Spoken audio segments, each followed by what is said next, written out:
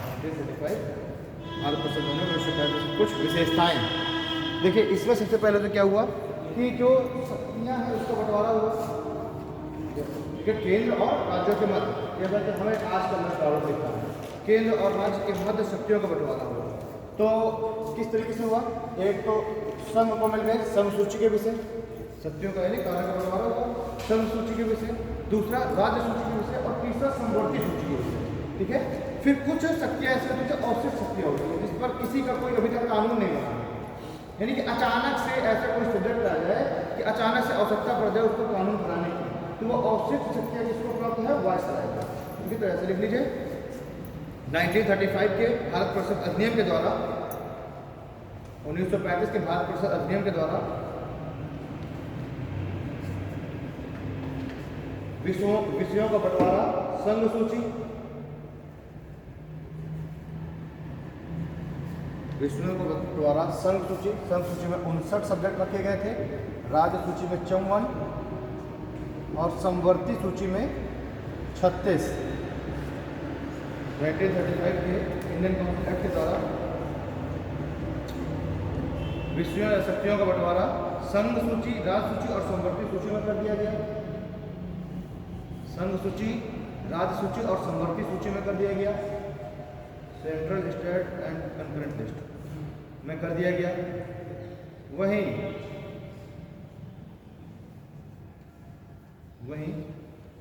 अवशिष्ट विषयों पर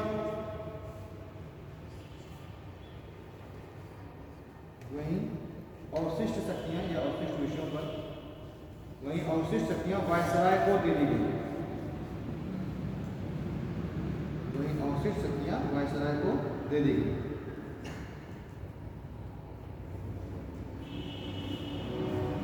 ठीक है, अगला पॉइंट लिखिए। प्रांतों में द्वैध शासन समाप्त कर दिया गया। प्रांतों में द्वैध शासन व्यवस्था समाप्त कर दिया गया। प्रांतों में द्वैध शासन व्यवस्था समाप्त कर दिया गया तथा प्रांतीय स्वायत्तता का शुभारंभ हुआ।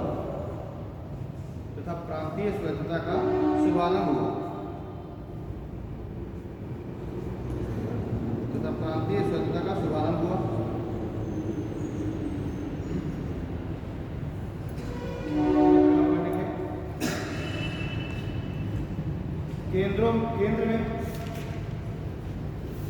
केंद्र में द्वैध शासन प्रणाली प्रारंभ।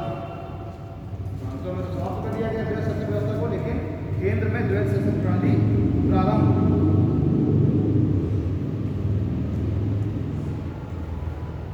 और संघीय विषयों को हस्तांतरित एवं संघीय विषयों को हस्तांतरित एवं आरक्षित विषयों में विभक्त किया गया। हस्तांतरित एवं आरक्षित विषयों में विभक्त किया गया।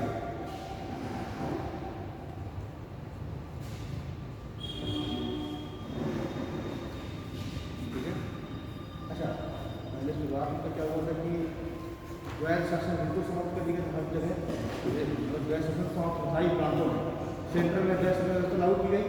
अब वो क्या हुआ कि उस समय ब्रिटिश भारत के अंतर्गत 11 राज्य हुआ।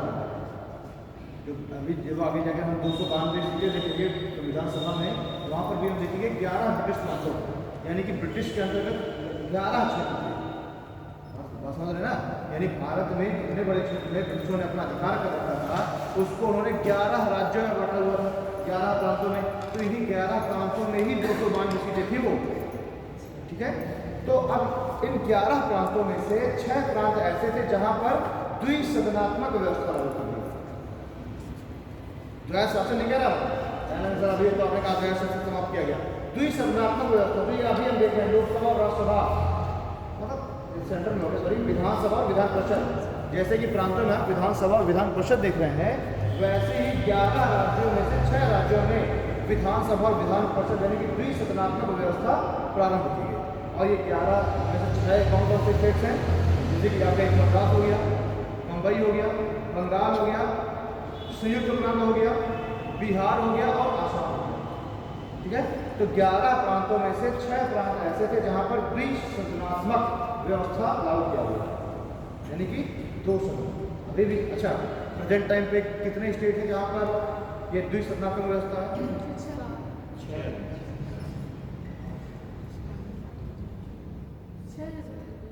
हाँ हाँ, 5 तुमने एक और बता दिया, है ही है 7 हुआ करते थे। जम्मू एंड कश्मीर को जब से यूनियन टेरिटरी में कन्वर्ट हो गया तो वो बढ़ गया 6 बचे। 6 कौन कौन से? हाँ ठीक है। अरे पहले वो नीचे के तीनों काउंट कर लो, कर्नाटक, तेलंगाना, आंध्र प्रदेश, फिर मैं कह रहा हूँ जम्मू कश्मीर को समाप्त कर दिया गया, तो जम्मू कश्मीर को अभी भी लेकर घूम रहे हो। जम्मू कश्मीर जब तक तो 7 थे, अब जम्मू कश्मीर जब से यूनियन टेरिटरी हो गया तब सब 6 ही बचे। फिर उसके बाद उत्तर प्रदेश हो गया, बिहार हो गया और एक कौन सा? महाराष्ट्र। ठीक है, काम से याद कर लो, तीनों नीचे गए, कर्नाटक, तेलंगाना, आंध्र प्रदेश, फिर सबसे पॉपुलेशन में सबसे बड़ा उत्तर प्रदेश, दूसरे नंबर बिहार और फिर महाराष्ट्र। 6 हो गए। ठीक है, तो उस समय भी 11 प्रांतों में से 6 प्रांतों में द्विसदनात्मक व्यवस्था प्रारंभ किया गया था और ये लिख लो। ठीक है, अगला पॉइंट आगे लिख लीजिए। ब्रिटिश भारत के 11 प्रांतों में से, ब्रिटिश भारत के 11 प्रांतों में से, ब्रिटिश भारत के 11 प्रांतों में से 6 प्रांतों में, ब्रिटिश भारत के 11 प्रांतों में से 6 प्रांतों में द्विसदनीय व्यवस्था, द्विसदनीय व्यवस्था प्रारंभ की गई, द्विसदनीय व्यवस्था प्रारंभ की गई। और नीचे ये स्टेट लिख लेना, द्विसदनीय व्यवस्था प्रारंभ की। ये स्टेट लिख लीजिए, बम्बई, मद्रास, बंगाल। सबसे पहले तो इन तीनों में ही गवर्नर पहुंचे थे ना, वो तो हो ही गया, बंगाल, मद्रास और मुंबई। फिर उसके बाद आपका संयुक्त प्रांत जो कि उत्तर प्रदेश है आजकल, फिर बिहार और आसाम, संयुक्त प्रांत बिहार और आसाम। इनमें क्या हो गया, विधान परिषद और विधानसभा दोनों सदन हो गए इन 6 राज्यों में। बाकी सभी जो बाकी के 5 राज्य हैं उनमें अभी भी एक ही सदन है। ठीक, अगला पॉइंट लिखिए। इस अधिनियम के द्वारा, इस अधिनियम के द्वारा भारत शासन अधिनियम 1958, इस अधिनियम के द्वारा 1858, इस अधिनियम के द्वारा भारत शासन अधिनियम 1858 द्वारा स्थापित, 1858 द्वारा स्थापित भारत परिषद को समाप्त कर दिया गया। 1858 इस अधिनियम के द्वारा भारत परिषद अधिनियम 1858 के द्वारा स्थापित भारत परिषद को समाप्त कर दिया गया और भारत सचिव के लिए, और भारत सचिव के लिए एक सलाहकारी समिति का गठन किया गया। इसके आगे लिखना पड़ता है इंग्लैंड, यानी भारत से समाप्त हो गया, अब इंग्लैंड में से सलाहकारी समिति। इस अधिनियम के द्वारा भारत परिषद अधिनियम 1858 द्वारा स्थापित सचिव का पद समाप्त कर दिया गया और इंग्लैंड में इसके लिए एक सलाहकारी समिति का गठन किया गया। ठीक है, हाँ 2 पॉइंट इसमें और है, जैसे कि एक तो इसी 1935 के ही अधिनियम के आधार पर 1935 में दिल्ली में फेडरल कोर्ट की स्थापना की। 1935 के ही इस अधिनियम के आधार पर 1935 में दिल्ली में फेडरल कोर्ट की स्थापना की गई। लेकिन ये इसमें भी ना समझ लेना, ये जो फेडरल कोर्ट है जो 1935 में स्थापित हुई, यही आगे जाकर के सुप्रीम कोर्ट बन गई, यही बन गई, सही है। ठीक है, मैं कह रहा था मैं उल्टा बोल रहा हूँ, ये कहने वाला था कि कलकत्ता में जो सुप्रीम कोर्ट है इसको ना आज तक सुप्रीम कोर्ट, जो फेडरल कोर्ट है वही बाद में कन्वर्ट कर दिया सुप्रीम कोर्ट। ठीक है, तो जो फेडरल कोर्ट 1937 में जो बनी थी दिल्ली में, जिसके हेड थे मॉरिस ब्लैक, ठीक है, वो वही फेडरल कोर्ट उस समय, वो जो फेडरल कोर्ट है वो सुप्रीम कोर्ट की तरह नहीं थी, क्योंकि उसमें जो फाइनल जो अपील है वो होती थी ब्रिटेन की जो पार्लियामेंट है, पार्लियामेंट का स्थापना पे जो एक सदन था वहाँ पर जो फाइनल हुई थी, तो इसलिए उसको सुप्रीम कोर्ट नहीं कहते फेडरल कोर्ट।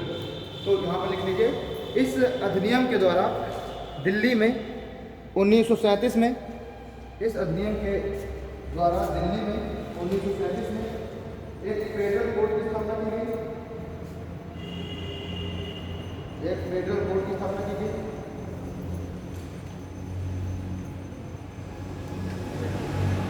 इस फेडरल कोर्ट को अंतिम अपीलीय न्यायालय नहीं कहा जा सकता। इस फेडरल कोर्ट को अंतिम अपीलीय न्यायालय नहीं कहा जा सकता। अंतिम अपीलीय न्यायालय, जैसे सुप्रीम कोर्ट वर्तमान में क्या है, अंतिम अपीलीय न्यायालय है ना, तो इस फेडरल कोर्ट को अंतिम अपीलीय न्यायालय नहीं कहा जा सकता था, क्योंकि इसके निर्णय के विरुद्ध, क्योंकि इसके निर्णय के विरुद्ध,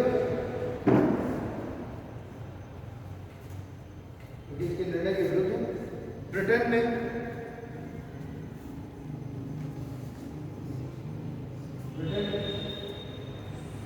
में अपील, ब्रिटेन में न्यायालय द्वारा, न्यायालय में अपील की जा सकती है। तो इसके निर्णय के विरुद्ध ब्रिटेन में न्यायालय में अपील की जा सकती है।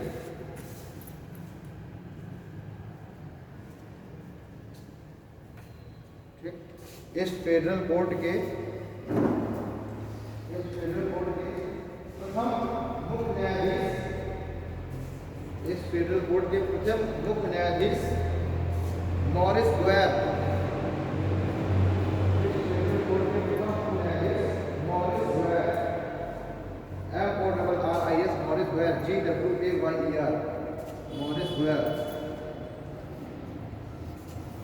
को बनाया गया।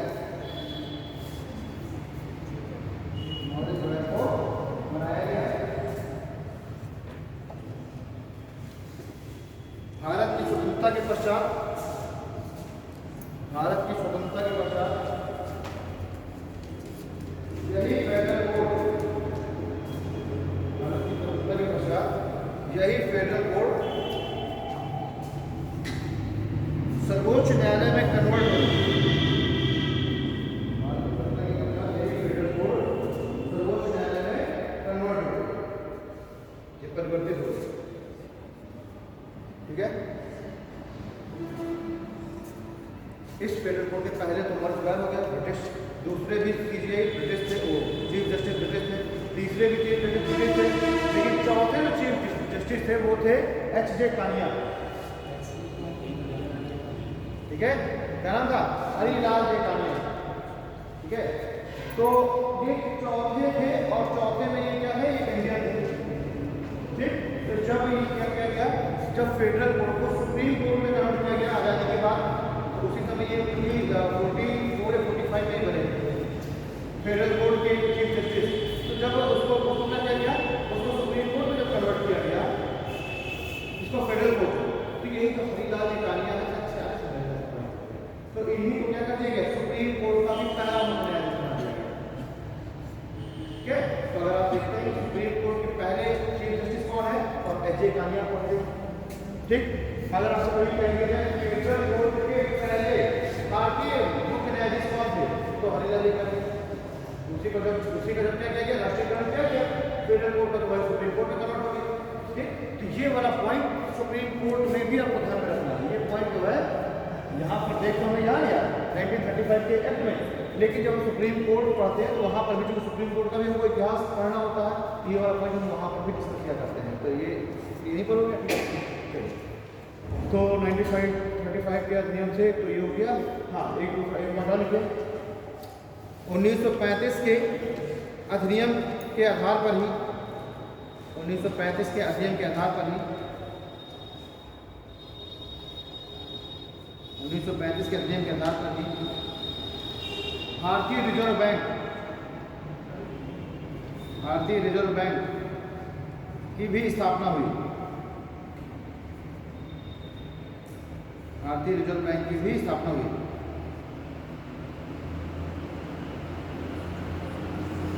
भारतीय रिजर्व बैंक की भी स्थापना हुई। एक पॉइंट और, इस अधिनियम के आधार पर इस अधिनियम के आधार पर न सिर्फ संघ लोक सेवा आयोग, इस अधिनियम के आधार पर न सिर्फ संघ लोक सेवा आयोग बल्कि राज्य लोक सेवा आयोग तथा संयुक्त लोक सेवा आयोग की भी स्थापना हुई। संयुक्त लोक सेवा आयोग का मतलब है कि एक लोक सेवा आयोग 2 या 2 से अधिक राज्यों के लिए भी अपॉइंटमेंट कर सकता है। ठीक है, इस अधिनियम के आधार पर न सिर्फ संघीय लोक सेवा आयोग बल्कि राज्य लोक सेवा आयोग तथा संयुक्त लोक सेवा आयोग का भी गठन किया गया। ठीक है, तो संयुक्त लोक सेवा आयोग समझ गया ना, एक ही लोक सेवा आयोग को जब 2 या 2 से अधिक राज्यों के लिए जब अपॉइंटमेंट करने का, भर्तियां करने का वो मिल जाए, ठीक है, निकाल मिल जाए तो संयुक्त लोक सेवा आयोग हो जाएगा। तो ये हो गया आपका 1935 का नियम। अब देखिए 1947 का भारतीय स्वतंत्रता अधिनियम, भारत स्वतंत्रता अधिनियम 1947, भारत स्वतंत्रता अधिनियम 1947।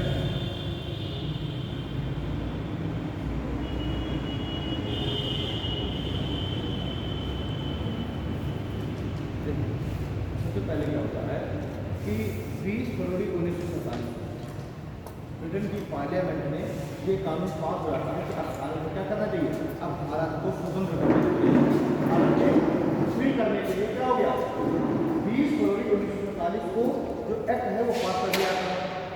ठीक है, और इसी समय कह दिया था कि 3 जून 1947 नहीं 3 जून 1948 तक भारत को क्या कर दिया जाएगा, आज़ाद कर दिया जाएगा।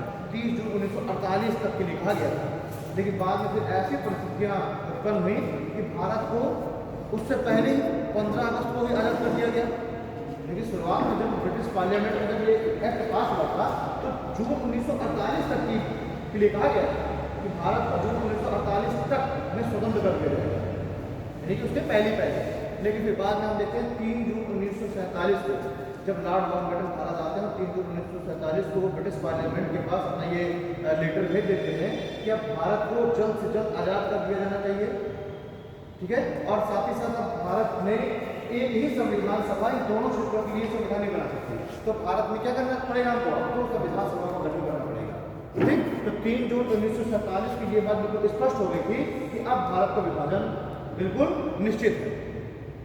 ठीक, तो घटनाक्रम देखिए 20 फरवरी 1947 को क्या हुआ, ब्रिटिश पार्लियामेंट में बिल पास हो गया।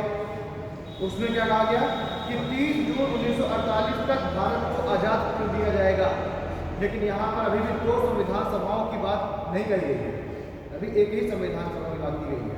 ठीक है, हाँ, उसमें एक पॉइंट ये जरूर जोड़ दिया गया था कि ये जो संविधान सभा है ये इस बात का ध्यान रखेगी कि सांप्रदायिक आधार पर कानून बनाया जा सके, निर्वाचन क्षेत्र बांटे जा सके, और सांप्रदायिक आधार पर यहाँ पर ये कह दिया गया था कि मुस्लिमों के लिए एक अलग क्षेत्र होगा, निर्वाचन क्षेत्र, सिखों के लिए एक अलग होगा, और बाकी जो तीसरा होगा वो सामान्य, यानी उस पर बाकी सिख और मुस्लिम को छोड़ करके बाकी सभी कितना देंगे, ये सारी चीज़ें यहाँ पर आकर के स्पष्ट हो चुकी थी। लेकिन अभी भी प्रत्यक्ष संविधान सभा की बात नहीं यहाँ पर की गई। ठीक है, फिर 3 जून 1947 को क्या हो रहा है, लॉर्ड माउंटबेटन जो कि इस समय भारत भेज दिए गए थे, और इनका काम ही था कि भारत जा करके और ये सारी स्थितियाँ देखना कि क्या भारत का विभाजन हो सकता है, किस तरीके से हम सत्ता का हस्तांतरण कर सकते हैं, अभी ब्रिटिश के पास और तो कैसे हम जो भारतीय प्रतिनिधि हैं उनको हम सत्ता का हस्तांतरण कर सकते हैं, ट्रांसफर। तो ये सारी चीज़ें देखने के लिए और सब ये प्रावधान करने के लिए कौन भेजे गए, लॉर्ड माउंटबेटन। और लॉर्ड माउंटबेटन ने क्या किया, 3 जून 1947 को माउंटबेटन योजना प्रस्तुत की, और उसी योजना में उन्होंने यह स्पष्ट कर दिया कि अब भारत एक नहीं रह सकता, अब भारत का विभाजन करना पड़ेगा और 2 संविधान सभाओं का गठन करना ही पड़ेगा। तो पहले की बात यह है कि पहले पार्लियामेंट में ये बिल पास नहीं हुआ था कि भारत का 2 टुकड़ों में भारत बढ़ जाएगा। ये जो निष्कर्ष निकला, ये निकला लॉर्ड माउंटबेटन की जो माउंटबेटन योजना जो थी 3 जून 1947 में, क्लियर। और इसी के आधार पर फिर जाकर कर देते हैं 15 अगस्त को बदल जाता है। तो भारत शासन अधिनियम भारत स्वतंत्रता अधिनियम 1947, भारत स्वतंत्रता अधिनियम 1947, इसमें लिखिए 20 फरवरी 1947 को 20 फरवरी 1947 को ब्रिटिश प्रधानमंत्री एटली के द्वारा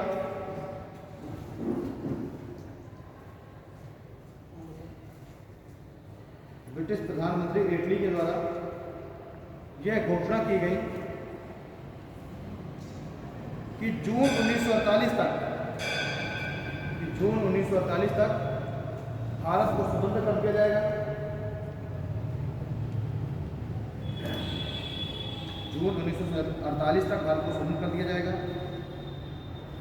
और सत्ता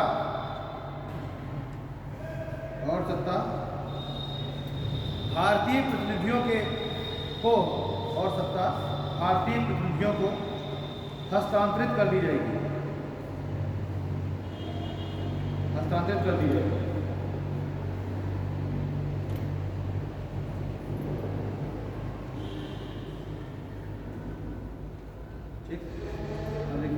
जैसे ये घोषणा की गई कि अब भारत को जून 1948 तक स्वतंत्र कर दिया जाएगा, अभी यहाँ तक मुस्लिम लीग की मांग को स्वीकार नहीं किया गया अभी भी पृथक पाकिस्तान की, तो मुस्लिम लीग क्या होगी, भड़क गई तुरंत, और वहीं से तुरंत ही मुस्लिम लीग के द्वारा फाइनल एक्शन का मुस्लिम लीग ने फाइनल एक्शन का एक प्रस्ताव पारित कर लिया और क्या कहा कि अब फाइनल एक्शन हो गए, जब तक कि हमारी बात नहीं मानी गई तब तक एक्शन मतलब दंगे वगैरह हो गए और यहाँ से दंगे चालू हो गए।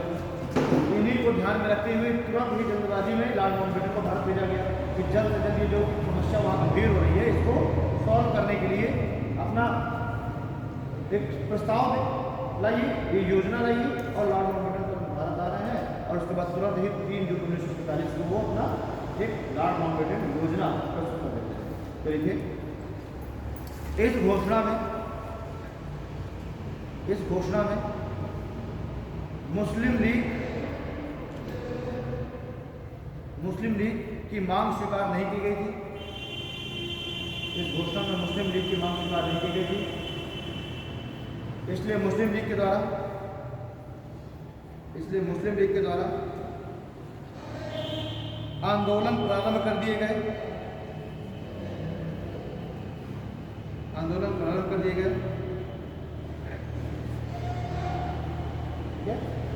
अब जैसे ही आंदोलन प्रारंभ हुए तब अब फिर से ब्रिटिश पार्लियामेंट के द्वारा एक जो है सर्कुलर जारी किया गया। ब्रिटिश पार्लियामेंट के द्वारा एक सर्कुलर जारी किया गया जब देखा गया कि समस्या बड़ी गंभीर हो रही है। अब इस सुझाव या इस सर्कुलर में ये बात कही गई भाई मुस्लिम लीग को संतुष्ट करने के लिए लाया जा रहा है, क्योंकि मुस्लिम लीग ने तुरंत ही फाइनल एक्शन वगैरह घोषणा कर तुरंत ये सब दंगे चालू हो गए। तो अब पार्लियामेंट ने एक प्रावधान यही जोड़ दिया कि जो संविधान सभा तो एक ही गठन हो रहा है, एक ही संविधान सभा को यहाँ एक्सेप्ट किया गया था, ये कागज एक ही संविधान सभा गठन हो रहा है, लेकिन इसमें फिर भी ये छूट दी गई कि अगर मुस्लिम लीग चाहे, ठीक है, या फिर कोई भी जो ब्रिटिश प्रांत है या कोई भी जो रजवाड़े हैं वो अगर चाहे तो उस संविधान सभा के कानूनों को माने, संविधान सभा कानून बता देगी। तो अब यहीं पर ये प्रावधान ये भी जोड़ दिया गया कि अगर मुस्लिम लीग या फिर कोई भी प्रांत जो ब्रिटिश प्रांत है या चीफ कमिश्नरी वाले प्रांत है या फिर देशी रियासत है वो चाहे तो इस संविधान सभा के कानूनों को माने, और अगर नहीं चाहते हैं तो ना भी माने। क्लियर?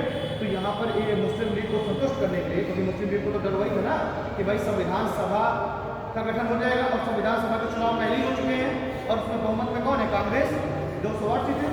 तो मुस्लिम लीग को ये डर तो अभी भी था कि जो है जो कानून है वो कांग्रेस के द्वारा ही जो चाहेगी पारित हो जाएंगे।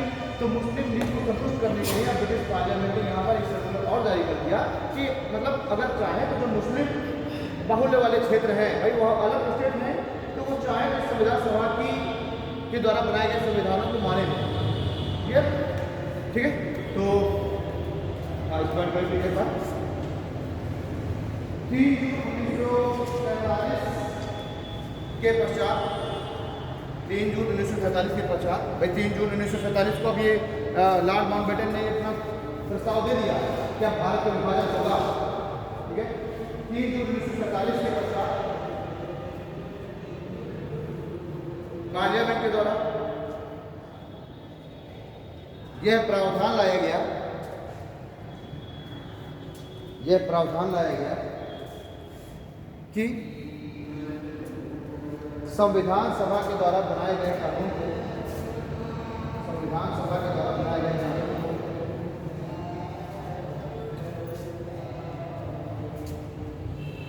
चाहे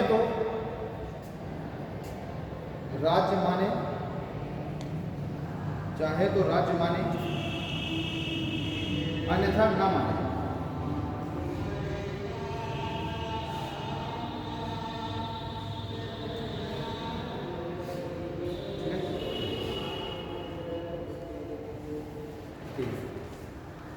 पैराग्राफ में करीब लिखा जाएगा।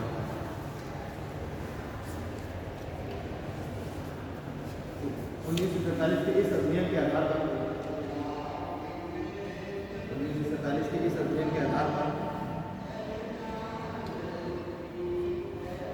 भारत और पाकिस्तान के लिए पृथक संविधान सभा के गठन का सुझाव स्वीकार कर लिया गया। पृथक संविधान सभा के निर्माण का सुझाव स्वीकार कर लिया गया। अगला पॉइंट, इस अधिनियम के द्वारा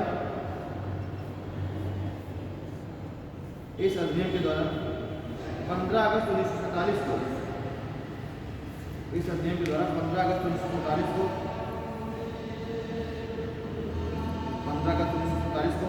भारत को एक स्वतंत्र राष्ट्र घोषित कर दिया गया। अगला पॉइंट, वायसराय का पद समाप्त कर दोनों ही राष्ट्रों के लिए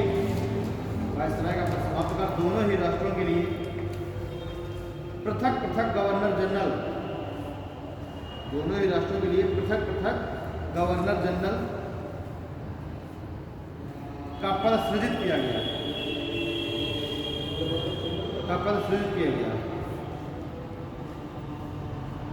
ठीक है, अब इसमें ये भी प्रावधान किया गया कि जो पृथक गवर्नर जनरल का पद सृजित कर रहे हैं, लेकिन इसमें भी थोड़ा सा भारतीयों के ही ऊपर ये जिम्मेदारी दी जा रही है, क्योंकि अब सत्ता का हस्तांतरण तो हो गया 15 अगस्त 1947 से कर दिया जाएगा। अब उसके बाद क्या हो जाएगा, वायसराय का पद समाप्त हो जाएगा, गवर्नर जनरल का नया पद सृजित हो जाएगा। तो इसमें कहा गया कि जो अब भारत की जो विधानमंडल की विधायिका जो है वही अब क्या करेगी, वही गवर्नर जनरल का चुनाव करेगी, और जिस भी व्यक्ति को का चुनाव किया जाएगा केंद्रीय विधानमंडल के द्वारा, उसका नाम भेजा जाएगा ब्रिटिश पार्लियामेंट के पास। ब्रिटिश पार्लियामेंट उसको अप्रूव करके और फिर क्राउन उसको साइन करेगी। मतलब दोनों तरीके से देखिए, यहाँ पर गवर्नर जनरल का पद तो हो रहा है, लेकिन पूरी तरीके से सिर्फ भारत के द्वारा ही नहीं गवर्नर जनरल का पद स्थापित किया जा रहा है। यहाँ पर उस नाम को, यानी उस व्यक्ति का चुनाव तो कर रहा है भारत का केंद्रीय विधानमंडल, लेकिन उसको फाइनल जो परमिशन वो कौन दे रहा है, ब्रिटिश क्राउन। ठीक, तो एक तरीके से अगर मैं कह दूं कि भारत और पाकिस्तान दोनों को डोमिनियन स्टेट का दर्जा दिए जाने की यहाँ पर बात की गई है, वो भी सही है भाई। डोमिनियन स्टेट का मतलब यही है ना कि हम ब्रिटिश, भाई हमारे जो गवर्नर जनरल है उसको नियुक्त ही कर रहा है ब्रिटिश क्राउन, तो सीधी सी बात है कि भारत क्या है, डोमिनियन स्टेट है। ठीक, तो इस पॉइंट को लिख लीजिए। वायसराय का पद समाप्त कर गवर्नर जनरल पद का सृजन किया गया, और इस गवर्नर जनरल का चुनाव केंद्रीय विधानमंडल द्वारा किया जाएगा।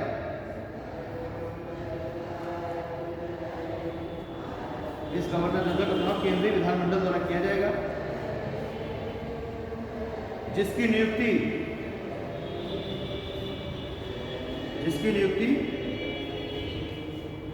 ब्रिटिश क्राउन को करनी थी।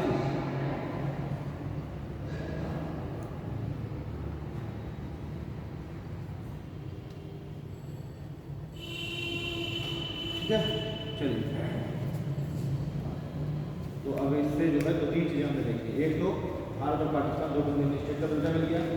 डोमिनियन स्टेट इसलिए कहा गया डोमिनियन स्टेट क्योंकि गवर्नर जनरल का अपॉइंटमेंट कर रहा है क्राउन। इस गवर्नर जनरल को सिलेक्ट कौन कर रहा है? केंद्रीय विधानमंडल। क्लियर है? दोनों भारत और पाकिस्तान दोनों के लिए पृथक पृथक संविधान सभा का गठन कर दिया गया। दोनों ही इनके लिए क्या करेंगे? संविधान का निर्माण करेंगे। क्लियर? चलिए ये यहाँ तक आगे इसकी इम्पोर्टेंस सब कंप्लीट। अब नया टॉपिक डालिए, मेकिंग ऑफ कॉन्स्टिट्यूशन, संविधान का निर्माण।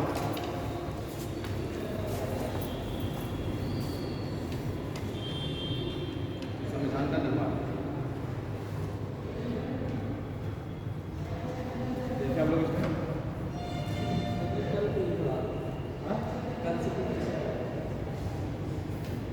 समय कहाँ, समय बहुत है यार, तो 9 बजा है ना, और क्लास कितने टाइम 9:30 बजे। वैसे भी मैं लेट आया 20 मिनट। हाँ अब क्या होता है कि अब इस तरह से धीरे धीरे ये क्रांतिकारी आंदोलन तीव्र होते जा रहे हैं। ठीक है, लोगों में राजनीति की ओर रुझान बढ़ता जा रहा है। वैसे वैसे भारत के लिए संविधान के निर्माण की भी मांग हो रही है। ठीक है, लेकिन इसकी अगर हम कहें इस संविधान के निर्माण के लिए पहले तो एक संविधान सभा का गठन करना पड़ेगा। नहीं, देखिए संविधान की मांग तो काफी पहले से हो रही है। बाल गंगाधर तिलक द्वारा भी कहा गया कि भारत के लिए संविधान होना चाहिए जिसके अनुसार भारत का एडमिनिस्ट्रेशन चले सब। लेकिन उस समय ये जो मांग है इसको एक तरीके से कानूनी जामा पहनाने की बात नहीं कर रही है। 1934 में पहली बार एम एन रॉय को हुआ। पहली बार कहा गया कि भारत की संविधान के गठन के लिए एक संविधान सभा का निर्माण होगा। क्लियर? तो आपसे एक क्वेश्चन अगर आएगा कभी कि पहली बार संविधान के निर्माण है तो एक संविधान सभा के गठन की बात किसने कही? तो एम एन रॉय ने। ठीक, टॉपिक में डाल देता है।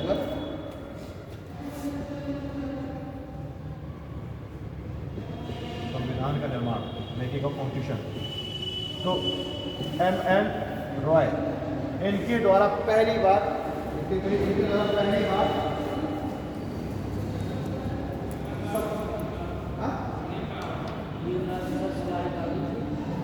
एम एन रॉय, वो बी एन रॉय, ये एम एन रॉय है, बी एन नहीं है, एम एन रॉय।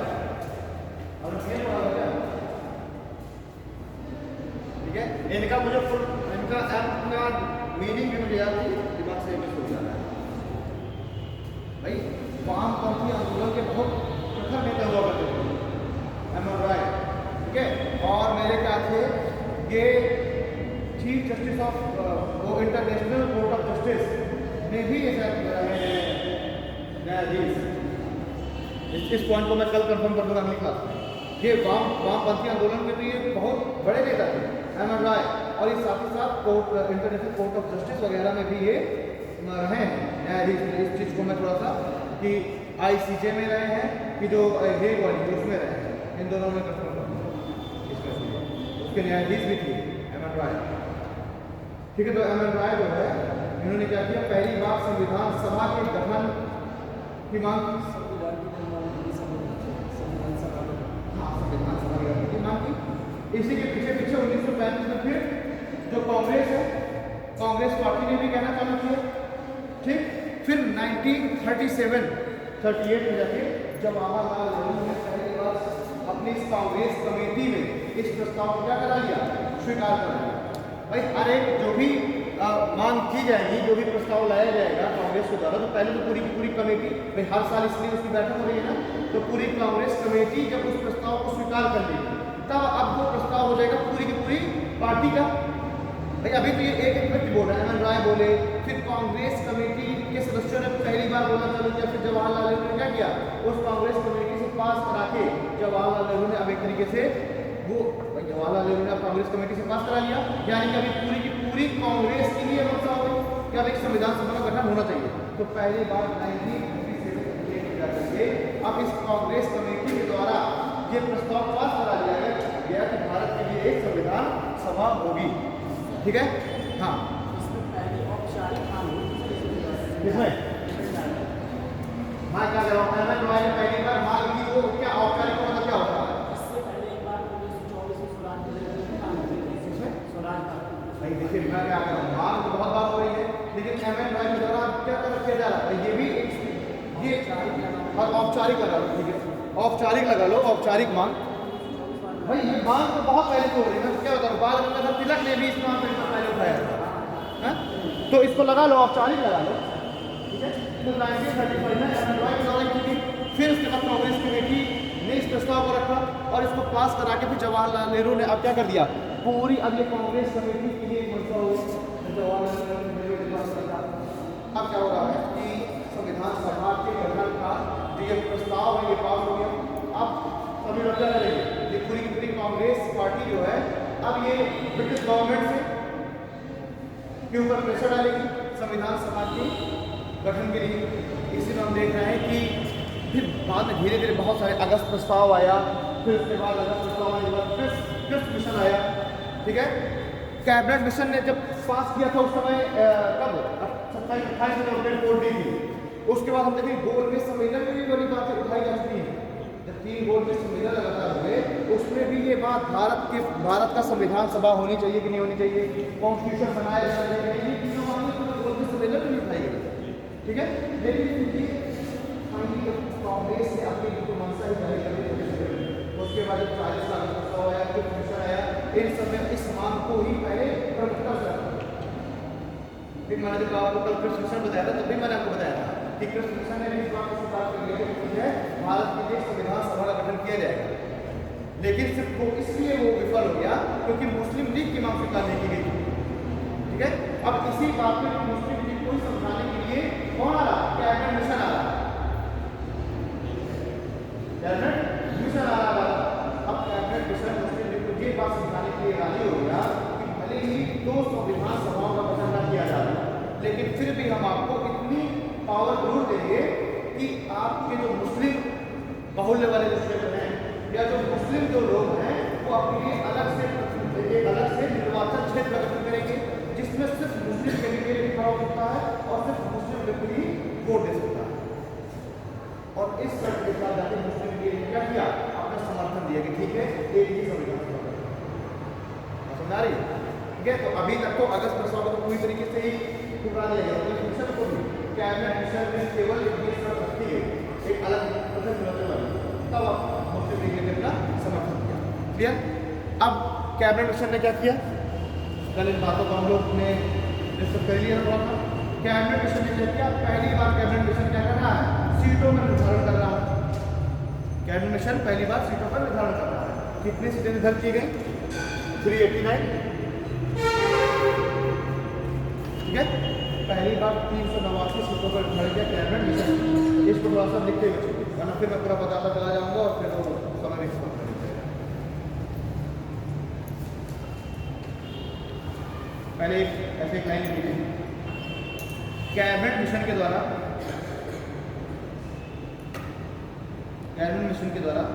मुस्लिम लीग को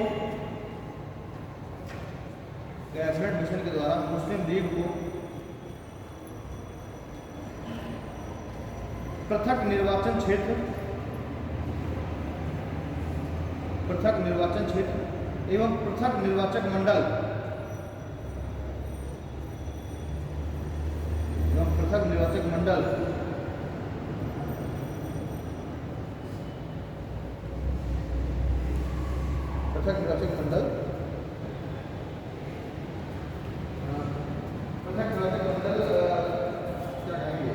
के सुझाव के द्वारा पृथक निर्वाचक मंडल के सुझाव के द्वारा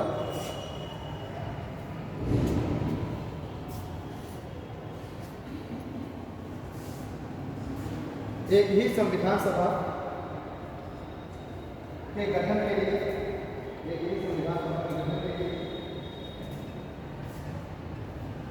सहमत करा लिया गया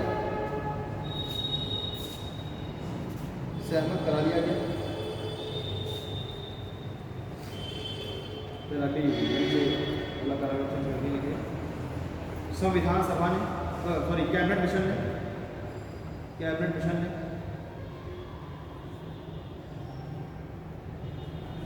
भारत में संविधान सभा के लिए 389 सीटें,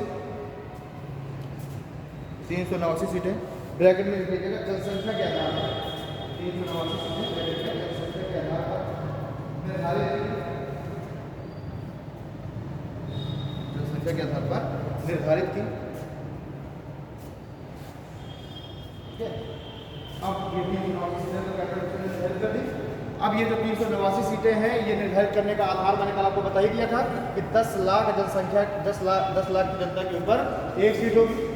ठीक है, तो अब ये सब चीज़ें थोड़ा सा अपने आप से लिखते हुए चलिए, क्योंकि मैं लिखूंगा तो फिर बड़ा हो जाएगा। देख लीजिए, 10 अपने हिसाब से 10 lakh is equal to 1 seat.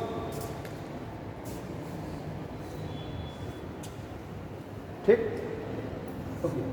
अब ये जो 389 सीटें हैं, इन 389 सीटों को भी क्या करना है, हमें 3 अलग अलग भागों में बांटना है। 389 सीटों में से अच्छा, कल कौन नहीं है, बहुत लोग नहीं है। ठीक है, कल ये वाली बात डिस्कस कर ली गई थी, एक बार मैंने समझा दिया था, एक बार फिर से लोग लिए डिस्कस कर देता हूँ। तो जो कैबिनेट मिशन ने क्या किया, टोटल 389 सीटें निर्धारित की।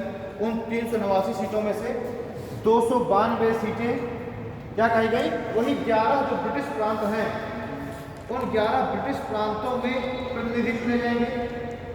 ये 292 सीटें किसको दी गई, उन 11 प्रांतों को। ठीक है, ये जो 292 सीटें हैं, ये तो दी गई 11 जो ब्रिटिश प्रांत हैं, इन 11 ब्रिटिश प्रांतों को। अच्छा, अब इन 11 ब्रिटिश प्रांतों में ये जो 292 सीटें जो चुनी जानी है, ये किस तरीके से चुनी जाएगी? क्या डायरेक्ट जनता चुनेगी? कौन चुनेगा 292 सीटों को? 292 सदस्य संविधान सभा के, इनको कौन सेलेक्ट करेगा, कौन चुनेगा? विधानमंडल चुनेगी। देखिए, यहाँ पर भी सांप्रदायिक आधार पर चुने जाएंगे 292 सीटें। ये चीज और बात करेगा, क्योंकि सांप्रदायिक आधार पर बात हो चुकी है ऑलरेडी निर्वाचक मंडल वगैरह की। तो ये कहा गया है कि भाई जैसे मान लीजिए कोई एक एक्स कोई प्रांत है, इस एक्स प्रांत में सपोज दैट 40 लाख जनसंख्या है हिंदू, 30 लाख जनसंख्या है मुस्लिम और 8 लाख जनसंख्या है सिख। ठीक है, तो इसमें यह कहा गया कि संविधान सभा की अगर इस एक्स प्रांत को मान के चलिए 8 सीटें मिली, इस एक्स प्रांत को अगर 8 सीटें मिली हैं संविधान सभा में, तो 8 सीटों में भी 4 सीटें जो हैं वो जो हिंदू, जो उस विधानमंडल के जो हिंदू प्रतिनिधि हैं वो चुनेंगे। उस विधानमंडल के भी जो हिंदू प्रतिनिधि हैं जो चुन करके गए वो चुनेंगे। 3 जो सीटें हैं भाई 10 लाख और 30 लाख है ना, 10 लाख में एक सीट, तो 30 लाख यानी कि 3 जो सीटें हैं वो कौन चुनेगा, मुस्लिम कैंडिडेट। और मान लीजिए 8 लाख है सिख उस जगह पर, उस प्रांत में, तो एक सीट कौन चुनेगा, जो सिख कैंडिडेट चुन के गया। मतलब इस संविधान सभा में भी ऐसा नहीं है कि सभी जो विधान मंडल के विधानसभा है उसके जो सदस्य हैं वो सब मिलकर के सीटें चुने, ऐसा नहीं है। संविधान सभा में भी कम्युनल आधार पर चुनाव हो रहा। मतलब मैं क्या कहना चाह रहा हूँ, समझ आ रहा है थोड़ा बहुत भाई? देखिए, एक तो कल ये चीज मैंने बताई कि संविधान सभा में जितनी भी टोटल सीटें हैं उन सभी सीटों को कौन चुन रहा है, वो जो प्रांतीय विधानसभा जिसका पहले निर्वाचन हो चुका है उसके सदस्य चुनेंगे। यहाँ पर मैं एक स्टेप और आगे जा रहा हूँ। मैं कह रहा हूँ कि जो प्रांतीय विधानसभा के जो सदस्य हैं वो ऐसे नहीं कि सारी सीटें सब मिल करके चुने, नहीं, जो हिंदू प्रतिनिधि है वो केवल सीटें एक चुनेंगे जो हिंदू के लिए, मतलब हर एक समुदाय के लिए, हर एक जाति के लिए, हर एक धर्म विशेष के लिए संविधान सभा की सीटें जरूर और उतनी सीटें केवल वही चुने। अगर उस राज्य को दलितों के लिए 5 सीटें, तो केवल जो दलित जो कैंडिडेट्स हैं उस प्रांतीय विधानसभा में चुन करके वही केवल 5 लोग हैं। अपने आने आती सीटें अगर ऐसी कैंडिडेट बना होता है, महिला सीटें से महिला खड़ी करती है, उसी तरीके से ही क्या कर दिया गया, कम्युनल आधार पर क्या कर दिया गया है, संविधान सभा की सीटें भी बांट दी गई। सर जैसे ब्रिटिश प्रांत तो ये भी भाई ये ब्रिटिश प्रांत में हिंदू भी चुने गए, दलित वर्ग के लोग भी चुने गए, ठीक है, ये सब चुने गए, सिख भी चुने गए, सारे चुने गए। और फिर क्या वो जो देशी जो वहाँ का शासक है वो नॉमिनेट करेगा, वहाँ पर चुनाव की बात नहीं हो रही। इसीलिए कहा जाता है कि जो हमारी संविधान सभा है वो पूरी तरीके से इलेक्टेड नहीं है। इसलिए संविधान सभा के ऊपर बहुत बार इस संविधान के ऊपर भी बहुत सारे लोग एलिगेशन लगाते हैं कि उस संविधान जो है ये सभी लोगों का प्रतिनिधित्व नहीं करती, भारत के प्रत्येक वर्ग का प्रतिनिधित्व नहीं करती। ये बात एलिगेशन लगता है संविधान के ऊपर, क्योंकि कहा जाता है कि जब संविधान सभा का जब गठन हुआ तो इस संविधान सभा में 50% तो ऐसी थी जो क्या थे, जो सिर्फ नॉमिनेटेड थे, यानी जो देशी रियासत और शासक है वही ठीक है नॉमिनेट कर दिया अपना प्रतिनिधि, भाई जनता से परमिशन ले ली ना, ठीक है। और ये भी कहा कि जो 296 सीटें हैं, ये जो 296 सीटें हैं इसमें भी लोगों को डायरेक्ट जनता को नहीं वोट देने का अधिकार है। वोट कौन दे रहा है? वोट दे रहे हैं जो उन प्रांत के जो विधानसभा के सदस्य वो वोट दे रहे हैं, ठीक है।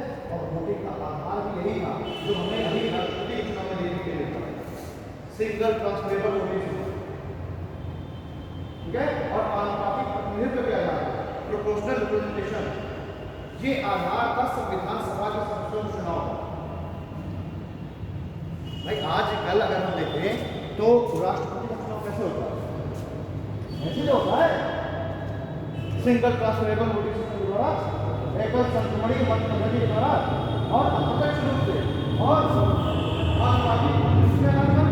और यही सब विधानसभा के सदस्य, लोकसभा के सदस्य यही तो मान लेते हैं यहाँ पर कार्य जो संविधान सभा का गठन किया गया है उसमें डायरेक्ट जनता वोटिंग नहीं कर रही। वोट कौन कर रहा? जो प्रांतीय जो विधानसभा में पहली चुनकर चली गई उसके सदस्य, और वो भी कैसे? इस सिंगल ट्रांसफरेबल वोटिंग सिस्टम आनुपातिक प्रतिनिधित्व के आधार पर अप्रत्यक्ष पद्धति से, ठीक है। तो इसीलिए संविधान सभा और संविधान के ऊपर बहुत सारे उस समय भी बहुत सारे बड़े बड़े राजनेताओं ने आरोप लगाया, अभी भी लोग समय समय पर ऐसे आरोप लगाते रहते हैं, ठीक है। समस्या याद है, ठीक है। तो कैबिनेट चले गया क्या 389 सीटें निर्धारित की, इसमें 292 सीटें 11 ब्रिटिश प्रांतों को दी जानी थी। सही बोला। हाँ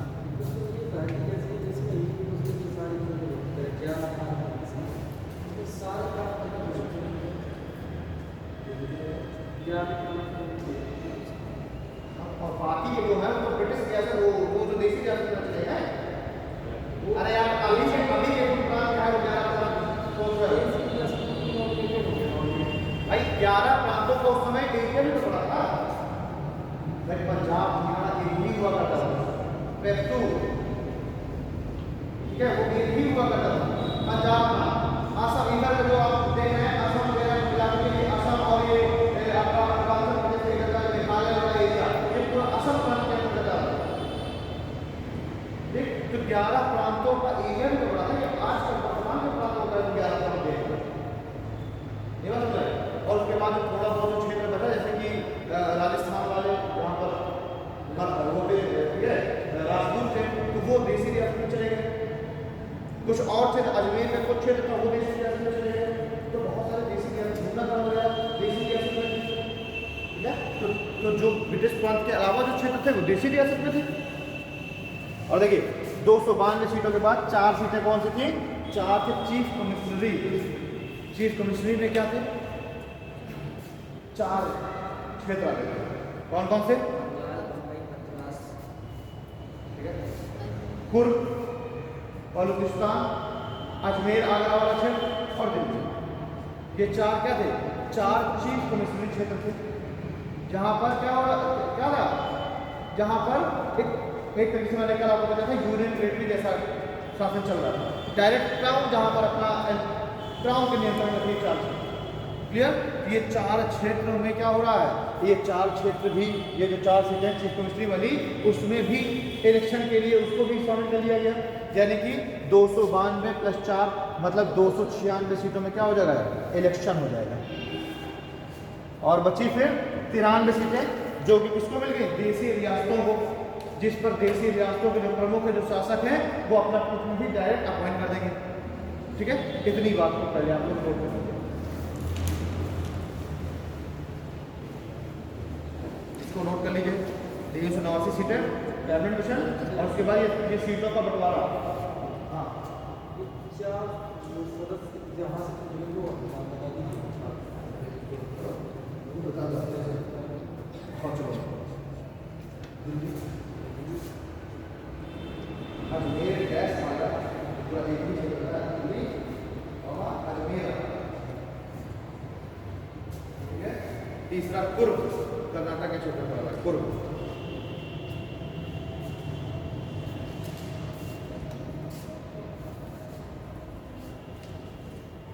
ठीक, और बलूचिस्तान, और बलूचिस्तान।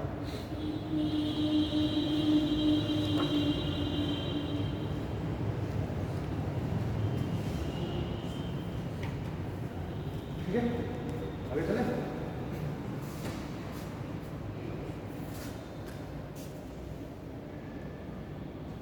अब देखिए, ये सीटें तो डिसाइड हो गई।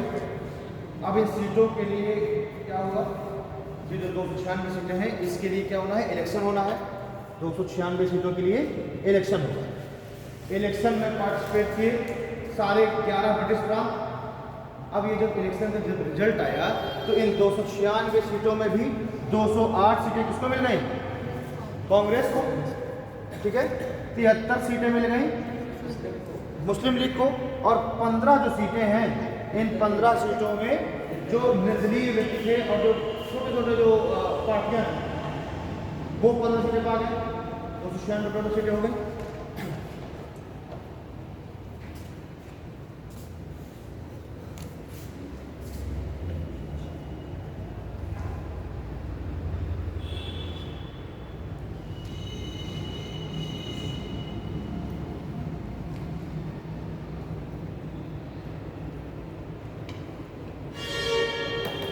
ठीक है, अब जैसे ही इस इलेक्शन का रिजल्ट आया, मुस्लिम लीग ने देखा कि कांग्रेस के पास 208 सीटें हैं। मुस्लिम लीग ने फिर से बहिष्कार कर दिया कि हम इसमें संविधान सभा में हम शामिल होंगे ही नहीं। देखिए, कैबिनेट मिशन के समझाने पर संविधान सभा में शामिल होने के लिए रेडी होगी थी मुस्लिम लीग, लेकिन जैसे ही ये रिजल्ट आया, 208 सीटें पा गई कांग्रेस, इसने फिर से बहिष्कार कर दिया और संविधान सभा से ये बाहर निकल गए। अब जैसे ही संविधान सभा से मुस्लिम लीग बाहर निकल गई, अब हम देखते हैं कि संविधान सभा की जब पहली बैठक होगी उस समय क्या करना। ठीक है, तो संविधान सभा की पहली बैठक कब हुई, 9 दिसंबर 1946 को।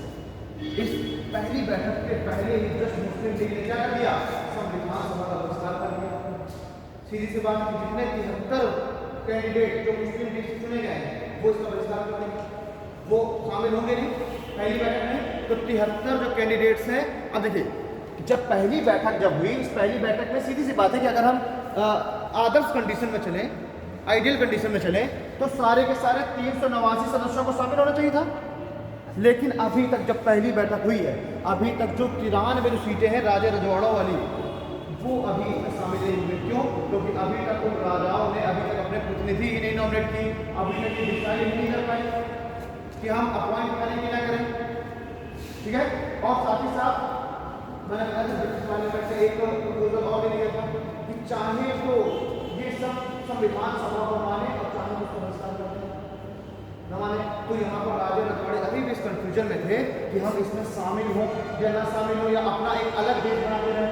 तो इसीलिए अभी तक जब ये पहली बैठक हुई, तो इसमें जो 93 सदस्य हैं राजा रजवाड़े वाले जो नॉमिनेटेड थे, वो इसमें पार्टिसिपेट नहीं किए। ठीक है, साथ ही साथ जो ये 93 तो ये निकल गए, बचे कितने, 296 सीटों में इलेक्शन हुआ था ना। तो एक आदर्श कंडीशन ये भी कहती है कि कम से कम चलो, अगर नॉमिनेट वाले नहीं भाग लिए तो जो इलेक्टेड वाले हैं वो भाग लेने चाहिए थे। लेकिन इस 296 में से 73 तो सीधे मुस्लिम लीग वाले अलग हो लिए।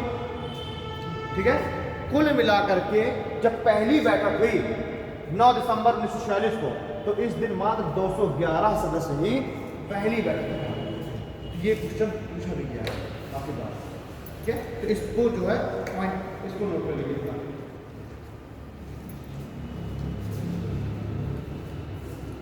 इसको नोट कर लो। वहां से नोट करना, जब ये 296 सीटों में जब इलेक्शन हुआ है, यहाँ पर नोट 296 सीटों में चुनाव संपन्न कराए गए, जिनमें से 208 सीटें कांग्रेस को मिली, 73 मुस्लिम लीग को और 15 अन्य को।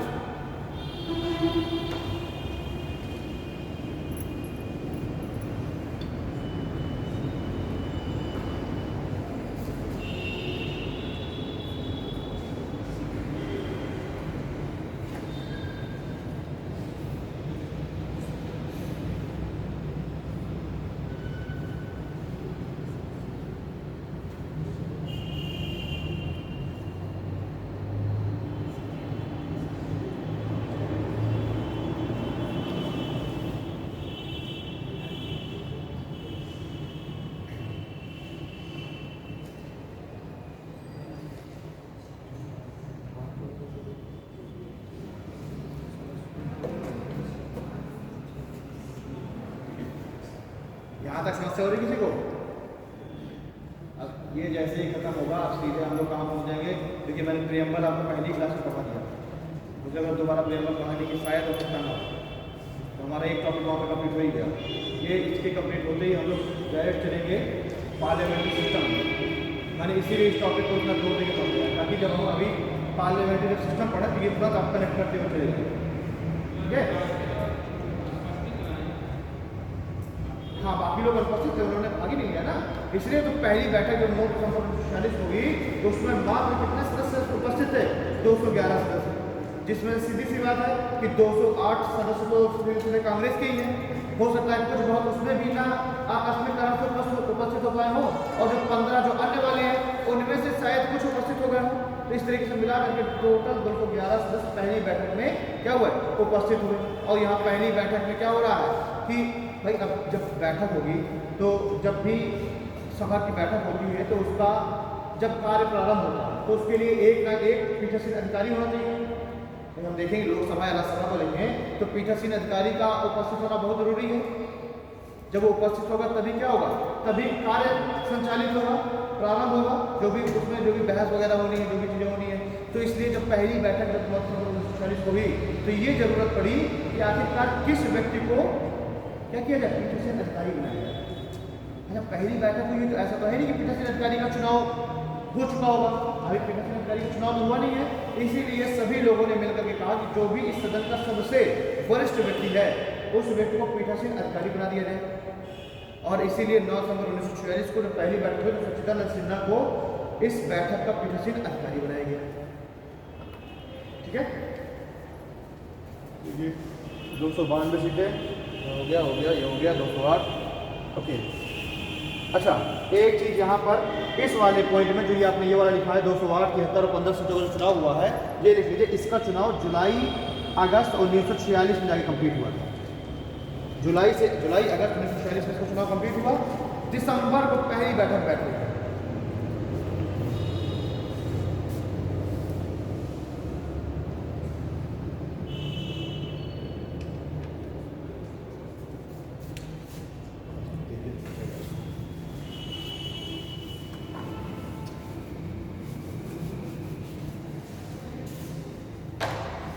ठीक, मतलब कि जुलाई अगस्त 1946 को क्या हुआ?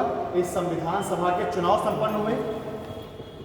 चुनाव संपन्न होने के बाद 9 दिसंबर 1946 को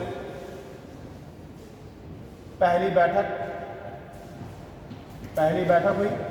इस पहली बैठक में सच्चिदानंद सिन्हा को क्या बनाया गया? अध्यक्ष। सच्चिदानंद सिन्हा को अस्थायी अध्यक्ष बनाया गया ताकि सदन की कार्यवाही संचालित हो सके।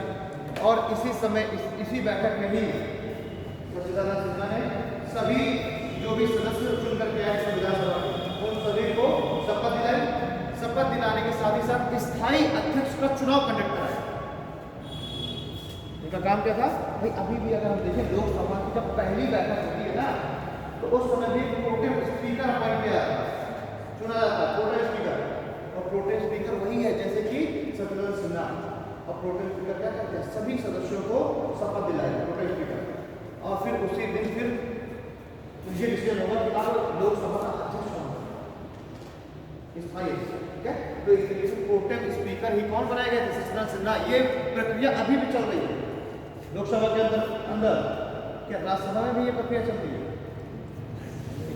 क्योंकि राज्यसभा में तो ऑलरेडी उपराष्ट्रपति उसका सभापति होता है ना, क्लियर। और लोकसभा का तो ऐसा कोई डिसाइडेड है नहीं, हर बार जब भी नई लोकसभा चुन करके आएगी नया लोकसभा अध्यक्ष चुना जाएगा, क्लियर। चलिए, तो 9 दिसंबर 1946 को पहली बैठक हुई, सत्यनारायण सिन्हा ने इसकी अध्यक्षता की, 211 सदस्यों ने इसमें भाग लिया। अगली बैठक हो रही है 11 दिसंबर 1946 को।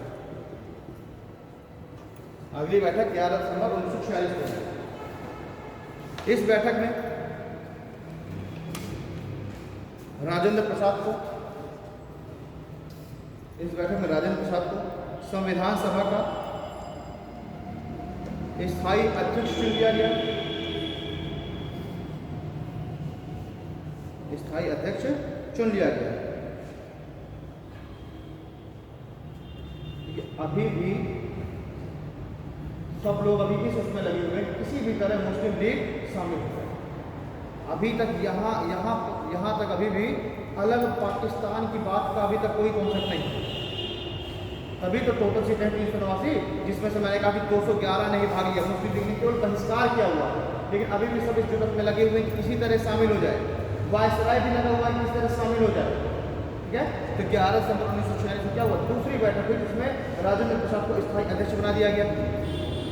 अगली बैठक हुई 13 दिसंबर 1946 को, उसमें जवाहरलाल नेहरू के द्वारा उद्देश्य प्रस्ताव प्रस्तुत किया गया। तीसरी बैठक 13 दिसंबर 1946 को हुई, जिसमें जवाहरलाल नेहरू के द्वारा उद्देश्य प्रस्ताव प्रस्तुत किया गया।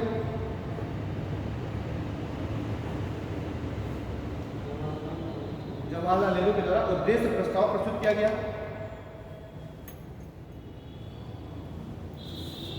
ठीक है।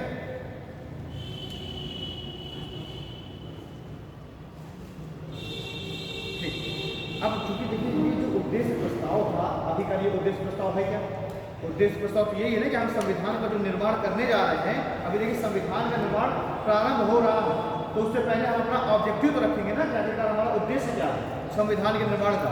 तो जब उद्देश्य प्रस्ताव जब रखा जवाहरलाल नेहरू ने, तो इस समय इसके लिए क्या जरूरी है कि भारत के सभी लोगों की सहमति होनी चाहिए। उस उद्देश्य प्रस्ताव के लिए सहमति भारत के सभी लोगों की होनी चाहिए। और इस समय जो मुस्लिम लीग है वो तो सदन में है ही नहीं, तो सीधी सी बात है कि मुस्लिम लीग को भी शामिल किए जाने का प्रयास चल रहा है। तो देखिए 13 दिसंबर 1946 को जब उद्देश्य प्रस्ताव लाया गया, उस दिन इसको एक्सेप्ट नहीं किया गया, इसको पेंडिंग में डाल दिया गया कि अभी कुछ दौर की चर्चाएं और होंगी मुस्लिम लीग से, शायद वो शामिल हो जाए। लेकिन फाइनली जाकर के 12 जनवरी 1947 को ये बात अब क्लियर हो गई कि मुस्लिम लीग अब शामिल होने वाली नहीं है, और उस दिन उद्देश्य प्रस्ताव को क्या कर लिया गया? स्वीकार कर लिया गया। तो यहाँ पर दो तरीके से क्वेश्चन बनते हैं। एक तो नेहरू के द्वारा जो उद्देश्य प्रस्ताव प्रस्तुत किया गया था, ये कब प्रस्तुत किया गया? तो 13 दिसंबर 1946 को, और उसको स्वीकार कब कर लिया गया? तो 22 जनवरी 1947 को, ठीक है। 13 दिसंबर 1946 को उद्देश्य प्रस्ताव प्रस्तुत किया गया सदन में, और उसको सदन की पूरी कार्यकारिणी समिति ने उसको एक्सेप्ट कब कर लिया? 22 जनवरी 1947 को।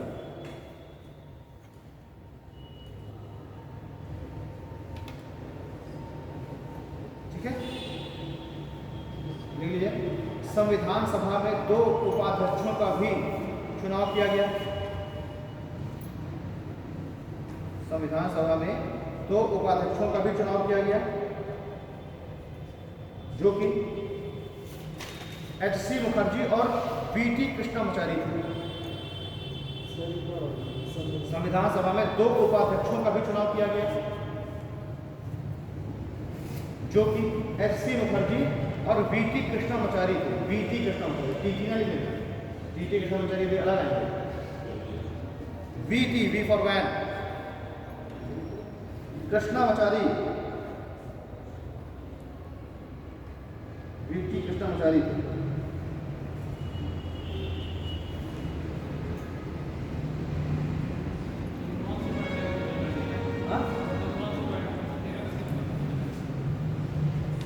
इसको ये चुने तो गए थे 11 दिसंबर को, लेकिन उस समय मैं भूल गया था सोचना फिर। दूसरे वाले जब जिस समय अध्यक्ष का चुनाव हो रहा है उस समय उपाध्यक्ष भी चुने गए। पहले अध्यक्ष कौन थे? पहले अध्यक्ष उपाध्यक्ष ये इन दोनों को एक साथ चुना गया था 11 दिसंबर 1946 वाली बैठक। वीटी कृष्णाचार्य, एच.सी. मुखर्जी। ठीक है, चलिए जहाँ तक की तो ये बात होगी तो उपाध्यक्ष को लेके और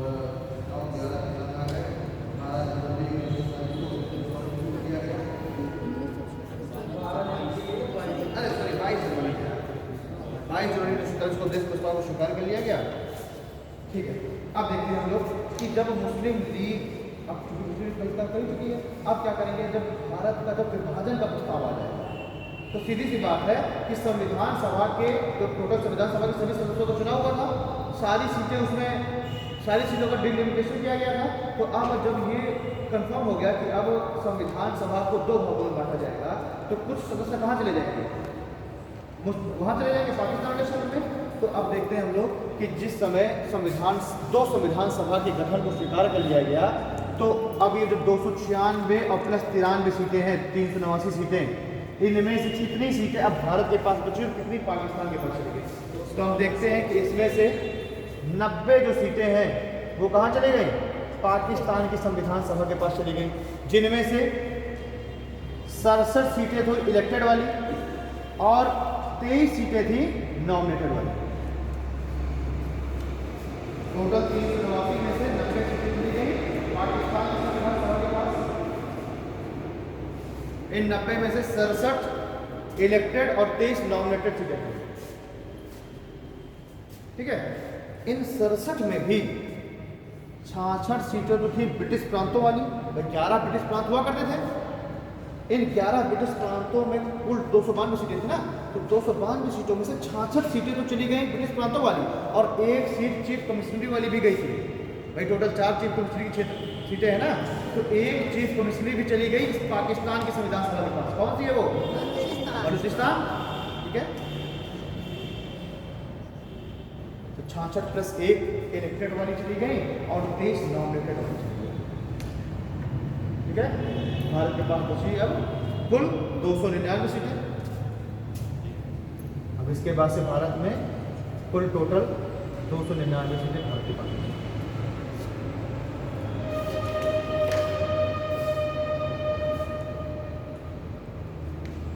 ठीक है, हो गया, हो गया। अब इसमें कुछ पॉइंट इस तरह के बचते हैं कि महिलाएं कितनी शामिल थी। अच्छा, बेगम अयाज रसूल एक संविधान सभा की महिला थी जो एकमात्र मुस्लिम महिला थी जो कि संविधान सभा में शामिल थी। तो देखना बेगम अयाज रसूल एकमात्र मुस्लिम, बेगम अयाज रसूल, अयाज, ये है अयाज।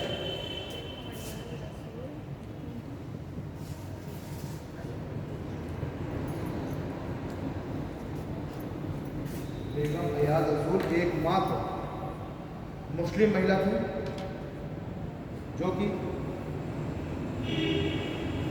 संविधान सभा में शामिल थी, जो कि संविधान सभा में शामिल थी।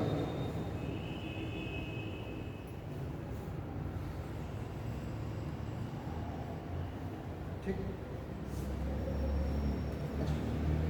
अब क्या होता है कि अब बात आएगी यहाँ पर अगस्त, जब अभी बदल गई, भारत स्वतंत्र हो गया 15 अगस्त 1947 को, उसके बाद 22 अगस्त 1947 को क्या होगा, एक प्रारूप समिति के गठन होगा।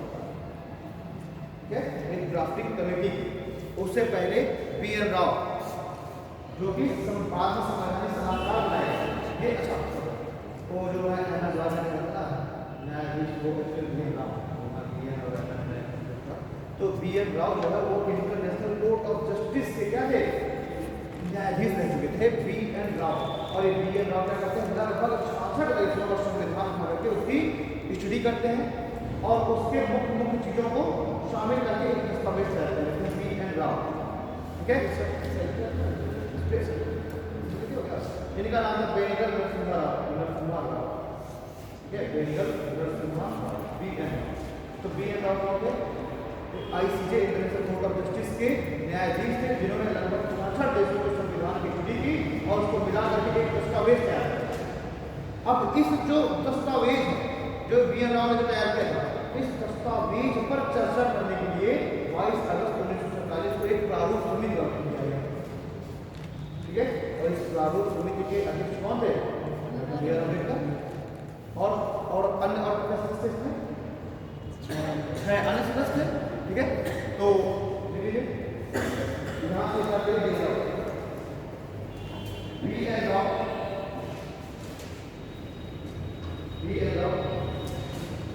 के द्वारा लगभग 66 देशों के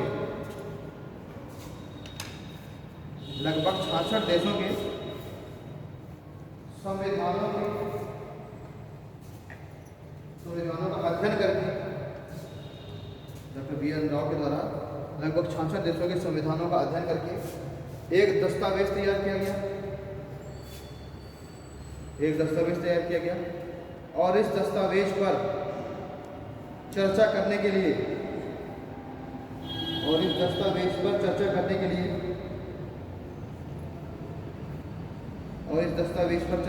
लिए एक प्रारूप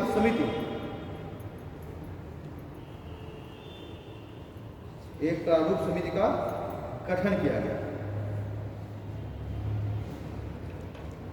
प्रारूप समिति को ही हिंदी में पांडुलेखन समिति भी कह देते हैं, पांडुलेखन समिति।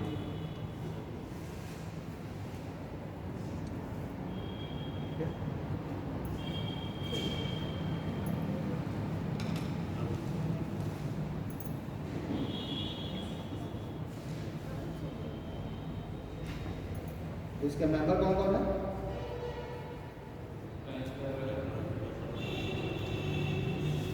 चलिए, एक तो आइंदर हो गए, अय्यर हो गए, मुफ्ती हो गए, कल मैंने आपको बताया था मोहम्मद सदुल्ला, ठीक है। एक हो गए आपके DP खेतान और एक आपके हो गए TT कृष्णाचारी, ठीक। ये 6 मेंबर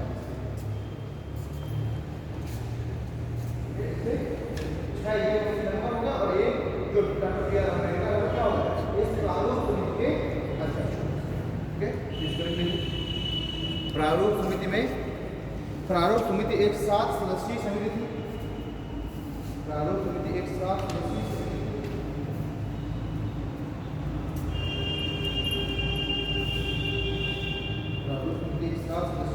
समिति थी, जिसके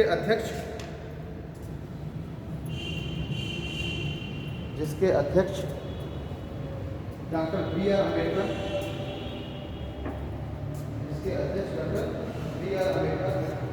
एवं 6 अन्य सदस्य थे। अभी ये वाला टॉपिक अभी कम से कम आधा पौन घंटा हो गया, क्योंकि इसमें अभी कुछ चीज़ें हमारे ऐसी हैं, जैसे कि आपकी जो प्रमुख 22 समितियाँ बनाई गई थी, उनमें से मुख्य हम लिखेंगे कि जब कितने इसके वाचन हुए, ठीक है, कितनी बार सभाएं ये बैठी, ठीक है, मतलब कितने बार इसको डिस्कशन किया गया संविधान, ठीक है। और फिर जब 3 बार इसका वाचन हो रहा है, उसमें लोगों से भी वो मांगे जा रहे हैं, सुझाव मांगे जा रहे हैं, तो वो चीज़ें हम लोग देखेंगे। और फिर अंतिम में हम लोग देखेंगे कि जब फाइनली जब उसको साइन हुए तब कितने लोगों ने साइन किए, वो चीज़ें हो जाएंगी। और फिर कुछ फैक्चुअल चीज़ें, जैसे कि आपका इस संविधान की कुछ नेता ऐसे हैं जिन्होंने इस संविधान की आलोचना की, तो आलोचना में किसने क्या कहा। कभी अब ये क्वेश्चन ये चीज़ें कम पूछी जाती है कि बैठे वही आलोचना हो जाए, केमिस्टर चर्चे ने इसके बारे में क्या कहा, केमिस्टर चर्चे ने क्या कहा कि ऐसा लगता है जैसे ऐसी शादी हो रही है जिसकी दुनिया गैर है। जब संविधान सभा की जब पहली बैठक हुई, इसमें 211 सदस्य शामिल थे, 211 सदस्यों में 9 महिलाएं की तरफ 211 सदस्य हैं, जिनमें से कुल 9 महिलाएं 211 में, हाँ, ठीक है। और और जब पहली बार जब बैठ हो रही है तो इतना फैक्चर चीज़ें है ना कि पढ़ाओ तो आगे तो एक कुछ ना कुछ पॉइंट मिस कर जाता, दिमाग नहीं आ रहा था, कह रहे हैं तो नहीं किया। तो 211 9 में पहली बार बैठा जो बिल्कुल फेवर करेंगे कि भारत को आज़ादी दी जाए, संविधान सभा गठन हो। इन्होंने क्या कहा कि ऐसा लगता है जैसे ऐसा विवाह हो रहा है जिसकी दोनों का मतलब कि भाई होना तो बैठक में मुस्लिम लीग को भी चाहिए था और कांग्रेस को भी चाहिए था, लेकिन मुस्लिम लीग आए तो क्या ऐसा विवाह हो रहा है जिसकी दोनों कुछ ना कुछ तो आलोचना ये कहना है ना। इस प्रॉब्लम एक और क्लास में देखेंगे, लगभग आधा पौना घंटे की क्लास और है, क्योंकि अगर मैं इसको छोड़ दूंगा तो फिर प्रैक्टिकल रह जाएंगे। जैसे कि लिखा किसने है, वैसे आपको पता ही होगा लिखा किसने है, उसमें उसकी डिजाइनिंग किसने की, ठीक है, उसका ट्रांसलेशन बाद में इंग्लिश हिंदी में किसने किया, ये सब चीज़ें हुकूमत के रूप में बनाया गया। चलो फिर अगली क्लास में मिलते हैं, लेकिन अभी जस्ट ले लेते हैं।